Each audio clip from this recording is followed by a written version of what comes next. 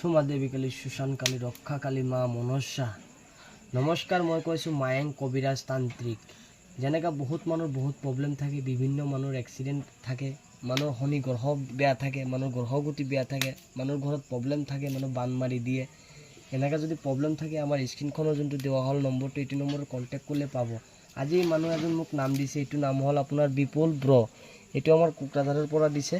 তো আজি আমি মানুহখনৰ মানে যোনটো শনি গ্ৰহটো আজি মই কেনেকৈ কটাম, আপোনালোকক যদি ভাল লাগে তে মোৰ ভিডিঅ'টোত এটা লাইক কৰি দিব, ভিডিঅ'টোত এটা শ্বেয়াৰ কৰি দিব আৰু কমেণ্ট বক্সত জনাব। এই নামখন চাওক, এইটো হ'ল পানী গাখীৰৰ।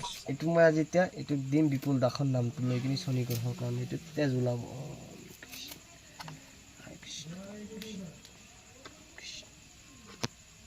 এইটো চাওক, ইয়াত কি কিবা মিলাইছিলোঁ মই,